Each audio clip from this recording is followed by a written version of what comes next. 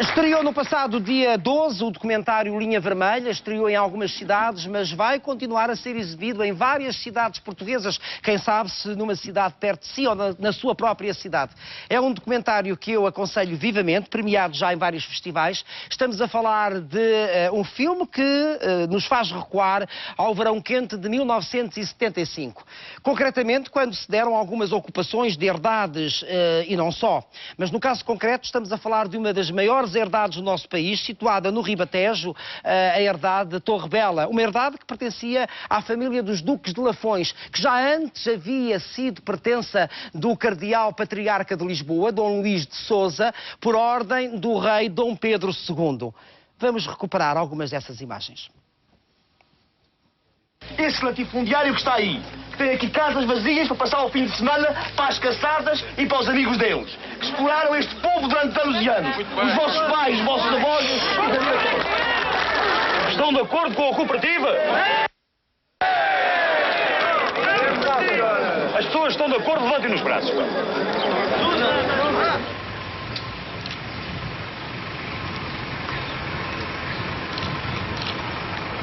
Isto tem o valor de 100 escudos.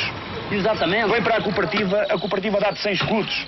E isto já não é teu. Isto é meu, é deste, é de todo mundo. Pode ser muito bem, mas Pronto. eu é que trabalho com ela. Eu preciso fazer amanhã trabalho naquilo que é meu, no bocadinho que lá tenho. Não tenho de comprar outra. E depois essa outra fica a ser da cooperativa. E depois eu vou comprar outra, é sempre da cooperativa. Pois é. Aliás, este senhor, chama-se Wilson, este senhor era o protagonista, digamos assim, não sei se podemos pôr as coisas nestes termos, mas era um dos grandes protagonistas destas imagens que pertencem a um outro documentário que está também a ser revisitado através do trabalho do realizador de Linha Verde e que é um documento impressionante e valiosíssimo do verão quente de 75. E 37 anos depois encontramos aqui o Wilson. Olá, Wilson, seja muito bem-vindo. Obrigado. Uma salva de palmas para o nosso convidado. Obrigado. Para o Wilson Faustino Filipe e para o José Filipe Costa, o autor, o realizador do filme, do documentário Linha Vermelha. Orgulha-se destas imagens? Muito. Porquê? Que é como quem diz, orgulha-se desta ocupação que ocorreu em 75. Eu estou um bocado comovido. Quando começo a falar da Torre Bela, fica assim um bocado embaralhado. Porquê? Já agora, então podemos ir por aí. Porquê? Porque foi momentos muito felizes que eu tive na minha vida. Foram momentos exaltantes. Exaltantes. Eu digo delirantes, mas foi muito. Marcou muito a minha vida por uma razão fundamental. Porque eu não era o homem que depois, como entrei e depois como saí da Torre Bela. Porque a gente ali conseguimos lutar contra... Mas já agora, o que é que os levou? Vamos recuar a 75 e àquele verão quente, dito quente, com tantas ocupações. Ocupações de herdades e não só. Herdades, fábricas, etc, etc. O que é que levou este grupo de populares a ocupar a herdade que pertencia aos Duques de Lafões, à família dos Duques de Lafões? A razão, pura e simplesmente, foi pela falta de trabalho que havia lá, porque aquele era uma zona essencialmente agrícola. Havia a cultura do olival, portanto fazia-se azeite, havia a vinha, havia caça. Havia caça, isso era a única coisa que eles exploravam, era a caça. Porque o olival, a vinha... Também chegou a haver trigo, não chegou? Trigo, milho, mas isso foi no tempo dos passados deles, dos avós e dos pais. Portanto, deles. ali naqueles anos 75, 74, 75, havia caça apenas para o usufruto da família, então. Era uma tapada de caça, digamos assim. Exatamente. Onde, portanto, trabalhavam lá pessoas que não faziam nada, que eram os feitores e meia dúzia de pessoas que tomavam conta daquilo. Mas as pessoas que ocupam, o grupo que ocupa, e particularmente consigo ali como protagonista, sabiam o que é que iam fazer? Porque é assim, estamos a falar de algo que nem sequer havia lei que contemplasse as ocupações. Aliás, penso que há uma frase célebre que é ocupa e depois nós tratamos das leis, não é? Pois, quer dizer, em princípio, se por acaso eles tivessem feito uma reforma agrária logo e tivessem dado a terra a quem a trabalha, não era preciso as ocupações. Mas como isso não aconteceu, teve que ser os próprios trabalhadores em si a resolver os seus próprios problemas. Você era um homem politizado, era um homem com uma consciência política? Não tinha consciência política. Eu era um homem com uma consciência social, era um indivíduo que fui sempre contra a exploração do homem pelo homem, fui sempre contra a exploração do forte pelo fraco E foi isso que me levou, efetivamente, a tentar resolver e ajudar com os outros todos um problema de uma região que era a miséria, que era o desemprego. E era a miséria também em termos de instrução, porque eu estou-me a lembrar que naquela altura há ali algumas aldeias adjacentes, Manique do Ribatejo, não é? Manique do Intendente. Do Intendente, melhor dizendo, onde havia grande número de analfabetos. Aliás, em 74 o país era um país marcado pelo analfabetismo, não é? Que é bom não esquecer. Completamente. Aliás, eu estudei até à 4ª classe, aos 10 anos fui trabalhar para o campo. Agora, com que sonhos é que partem para uma ocupação? Em 76 constitui-se a Cooperativa Agrícola Torre de Bela, não é? Exato. Mas também que só dura um ano. 65. 75, em 76 extingue-se. Com que sonhos é que partem para uma ocupação de uma herdade? Uma das maiores herdades do país. Parte-se precisamente com o sonho de modificar tudo, quer dizer, os próprios terrenos da cooperativa, pô-los a cultivar. E depois também, no meio disto, lutar contra os defeitos dos próprios ocupantes na altura, quer dizer, lutar contra o alcoolismo, contra o feudalismo, neste caso era um slogan nosso, que era lutávamos contra o alcoolismo, contra os nossos próprios defeitos, contra o feudalismo, contra os latifundiários. Procurando com isso, efetivamente, resolver os problemas do desemprego, porque havia pessoas que trabalhavam ali 2 dias por mês para sustentar uma casa de família. Mas conseguiu-se pôr em prática o princípio que norteia tudo isto, que é as coisas deixarem de pertencer a meia dúzia de senhores e passarem a pertencer a uma comunidade? Conseguiu-se pôr em prática isso? Conseguiu-se pôr em prática isso. Então, conseguiu-se fazer da Torre Bela, efetivamente, um local de trabalho, um local social, criou-se uma creche, criou-se um refeitório, criou-se uma cantina, uma cooperativa de consumo lá internamente. Tínhamos um médico que ia lá uma vez por semana, tinha pessoas que nos ofereciam remédios, tínhamos pessoas que aos fins de semana iam nos ajudar lá a trabalhar, e ao fim de uma certa determinado tempo, os silos da Azambuja, que ficaram cheios do trigo e do milho, e os vinhos começou-se a produzir o vinho, pôs-se a funcionar o lagar de azeite com a apanha da azeitona, e antes disso enterravam na azeitona para as pessoas lá da zona nem sequer lá irem apanhar a azeitona, neste caso roubá-la, não é? Porque iam lá apanhá-la, mas de qualquer maneira aproveitavam-na, e eles, para que isso não acontecesse, lavravam aquilo para enterrar a azeitona, que isso até está no filme, uma colega minha que infelizmente já morreu, que disse isso, está em filme.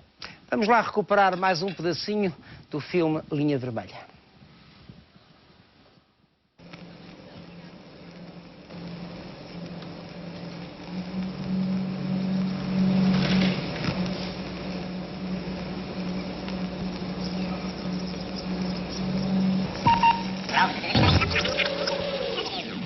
Os donos desta terra não estão de acordo com a cooperativa. Querem, sim, através do sindicato, não se importam realmente de dar trabalho a algumas pessoas conforme o sindicato assim o prevê. Não queremos o problema do desemprego só resolvido. Queremos a terra a quem a trabalha. A reforma agrária é um facto. Poderá demorar 1 mês, 2, 3 a sair, mas é um facto. Provando, vou fazer nova pergunta. Estão de acordo com a cooperativa? As pessoas estão de acordo, levantem os braços.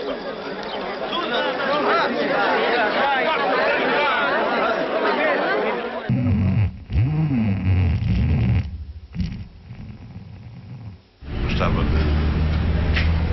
de fazer coisas, de representar, de até ser ator, porque não? Mas não deu, e eu acabei por ser o ator da minha própria vida. Percebe? José Filipe Costa, seja bem-vindo e parabéns por este seu filme, que aliás está a acolher distinções, honrarias, elogios em todo lado. Como é que foi viajar no tempo e voltar a contactar com alguns dos protagonistas do documentário do realizador alemão? Foi uma experiência muito interessante para mim, porque eu, como deve imaginar, tinha 4, 5 anos na altura em que ocorreram estes acontecimentos. E foi interessante porque eu apercebi-me que, para muitas destas pessoas, aquilo foi como um ovni na vida deles, não é? Uma experiência ainda não muito identificada, porque é muito diferente a vida que eles tiveram ali, o modelo de vida que ali tiveram. Durante aquele ano, não é? Foi mais do que isso. Foi mais de um ano? Sim, foi mais. Foi até aos finais dos anos 70, com alguns percalços, eu acho que com pontos mais altos Eu estive a recolher vários dados históricos, Sim. nomeadamente, e credíveis, porque nós na internet encontramos coisas Sim. credíveis e coisas completamente nas quais não devemos acreditar, mas a extinção da cooperativa não foi um ano depois? Não. Ah, não? Não. Foi só em finais dos anos 70? Exatamente. Uhum. Mas alguma coisa falhou, mas já lá vamos. Aliás, falhou muita coisa na reforma agrária, não é? Mas depois foi fácil falar com estas pessoas ou encontrou alguma relutância, algum tipo de pudor, e até penso que esta palavra foi usada por si já várias vezes, para que se desfiassem memórias, nomeadamente perante uma Câmara? Sim, o pudor é uma boa palavra, ou algum desconforto às vezes, que tem a ver precisamente com a mudança de contexto político e com o valor que a propriedade privada readquiriu, não é? No presente contexto e no contexto logo a seguir. Até porque a verdade foi depois entregue de novo aos Duques de Lafões, não é? Que depois venderam. Mais tarde. E, portanto, esse embaraço tinha muito a ver com o filme do Thomas Harlan, porque as pessoas veem-se naquele filme, portanto, a Torre Bela existe um bocadinho por causa do filme do Harlan. Exatamente. Existem outros filmes que não são tão conhecidos sobre a Torre Bela. Aquele é dos documentos mais impressionantes, não é? É porque ele esteve lá durante algum tempo, portanto, captou o processo de formação da cooperativa, as pessoas também se sentiram à vontade diante da Câmara. No início até desconfiaram um bocadinho o que é que aquele alemão, aquela equipa estava ali a fazer, mas depois foram, digamos assim, habituando-se à presença da Câmara como se ela fosse um trator ou uma enxada, como diz o Camilo Mortágua. Mas não encontrou, por exemplo, não encontrou esse desconforto ou esse pudor por parte do Wilson, pois não? Não, o Wilson e outras pessoas, o Herculano Martins, que é presidente da Junta de Manique do Intendente hoje, existem outras pessoas... Mas acha que esse desconforto tem a ver com o facto de o sonho ter ficado interrompido? Acho que tem a ver com isso, mas é sempre mais fácil, digamos assim, contornar isso quando não existe uma imagem. E o facto de existir um filme sobre aquela ocupação tornou a ocupação conhecida. E há muita gente que vai lá visitá-los e vai entrevistá-los. Eu próprio fui lá, tiveram que maturar durante algum tempo a mim e a minha equipa. Portanto, existe esta relação um bocadinho ambígua com um documento filmado, quer dizer, que muda muitas coisas. Existiram outras ocupações, mas não existe um documento filmado tão forte, não é? Porque nós, por exemplo, podemos ver as pessoas a entrar dentro da casa senhorial, aqueles chamavam. Mas há quem diga que essa entrada no palácio, não é? Nomeadamente podemos ver no documentário pessoas tocando, um ou outro tocando piano, pegando na roupa da família. Há quem diga que isso foi manipulado pelo próprio realizador alemão. Não, eu acho que há uma gravação que eu recuperei da altura antes de eles entrarem dentro do palácio. Portanto, só tenho o som, só tive acesso ao som, que está no Linha Vermelha, em que se ouve as pessoas a falarem. E há É natural que entrassem no palácio. Entraram no palácio? Entramos. E então? Entraram com que espírito? Eu entrei lá antes deles todos entrarem. E então? Lembra-se das sensações que experimentou? Porque é entrar num mundo opulento completamente, que vos era vedado. A curiosidade era tão grande, que a gente pensávamos que íamos lá encontrar, sei lá, qualquer coisa fora do outro mundo.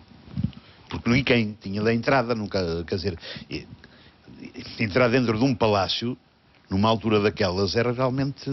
E o que é que fizeram do palácio? Respeitaram o palácio? Sim, respeitaram? sim. Porque também se cometeram alguns excessos, como sabe, em algumas ocupações. Houve curiosidades, portanto, as filmagens... A revolução é como uma panela de pressão. Claro. Que, mas nada disso aconteceu, porque eu tenho dito e volto a repetir que o Duque teve muito tempo...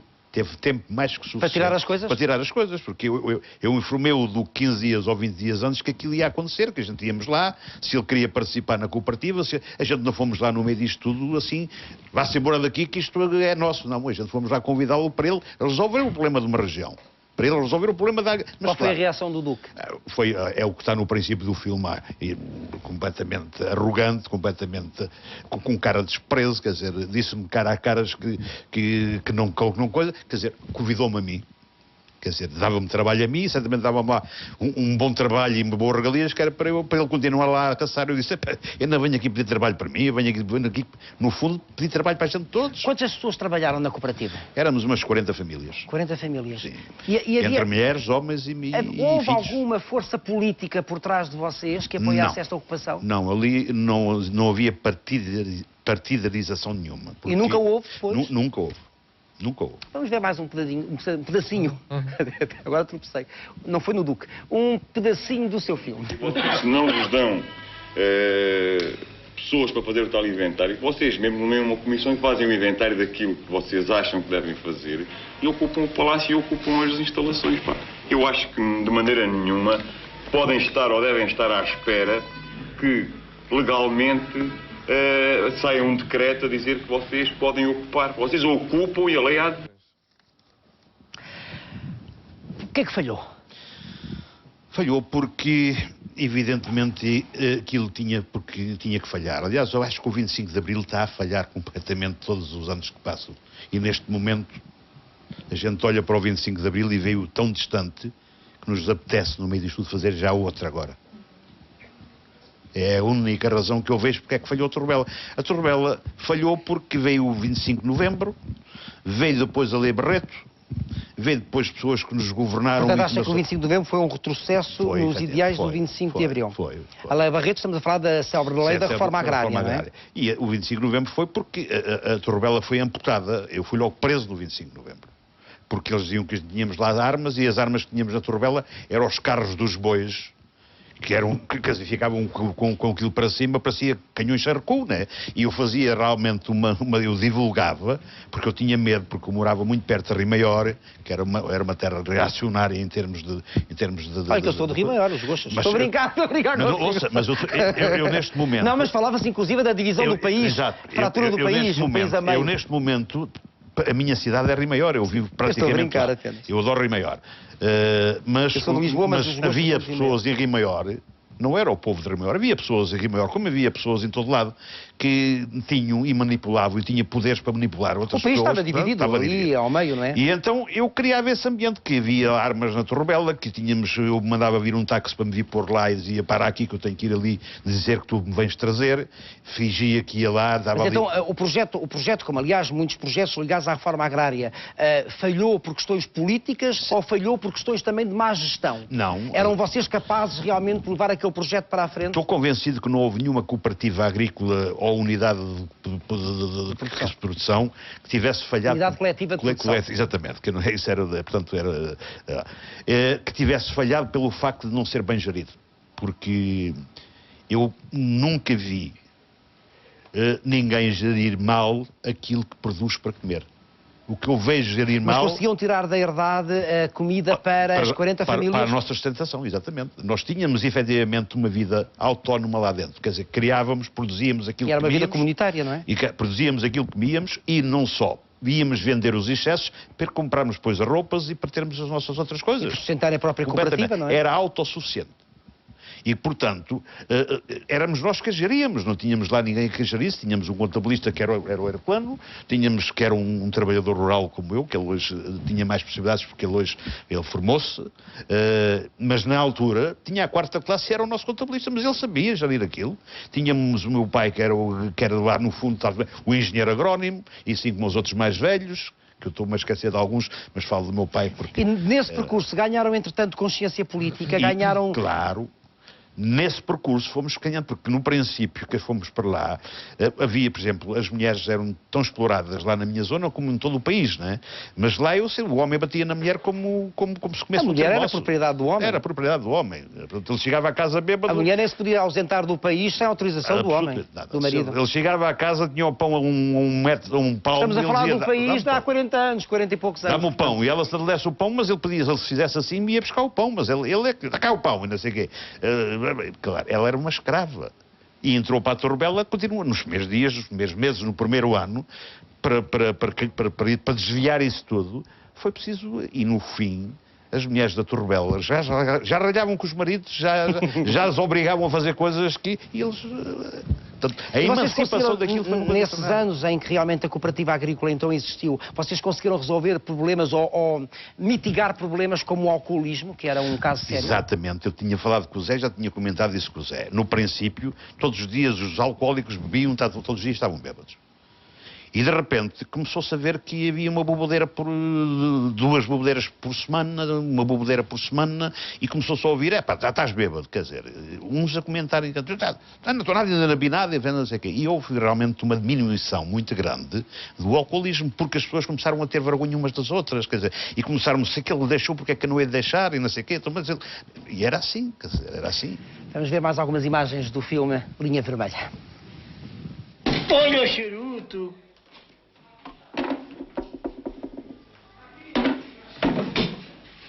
A gente vai todos presos, pá.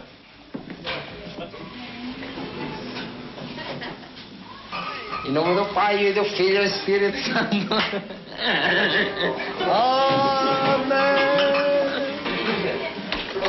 Estás a ver? Olha, estás a ver? Estão a roubar e mais não sei o que é isso. Claro, levantou essa imagem para muita gente que se roubou lá. Sim, coisas de grande valor, não? Mas também se tem que pensar como foi que o Duque podia juntar todas essas coisas, porque não pagava um salário bom, né? Como se foi da família de tantos e tantos anos que já juntaram essas coisas, foram ricos porque estavam a explorar o povo. José Filipe, este é um filme, e uma vez que utiliza também imagens do tal documentário, do tal documento tão importante do verão de 75, este é um filme que é importante para as gerações pós-25 de Abril, que sabem tão pouco da história recente de Portugal, não é? O filme agora está em Lisboa, está no Porto e em Coimbra. Mas vai estar em outras cidades, não é? Sim, sim. Hoje vai estar em Abrantes, Leiria, se não estou em erro, mas é melhor não dizer os nomes porque vão me enganar. E tenho reparado no público que lá vai, são pessoas mais velhas, são pessoas daquela geração. Não tenho visto... São pessoas que passaram pelo 25 de Abril, não é? Não tenho visto muitos jovens, eu pensava que isso iria suscitar mais curiosidade. Apesar de tudo... E porventura promove, agora estou aqui a perguntar sem saber mesmo de todo se tem razão, se faz sentido esta pergunta, promove debates depois do filme? Sim, essa é uma das características da exibição deste filme. Nós fizemos questão de realizar esses debates. Os debates têm sido realizados ali no Alvalade Cinema City. Muito interessantes esses debates. Amanhã vai haver um debate, depois da sessão das 7. E hoje vou estar em Abrantes, também vai haver um debate, porque o filme suscita o debate. Sim, suscita o debate e eu tenho reparado, apesar das pessoas, muitas das pessoas mais jovens não irem ao cinema, depois quando estão na audiência fazem muitas perguntas e estão muito interessadas. Porque há coisas por explicar, porque há coisas por entender quanto às ocupações. Aliás, foi isso que eu tentei fazer aqui nesta conversa.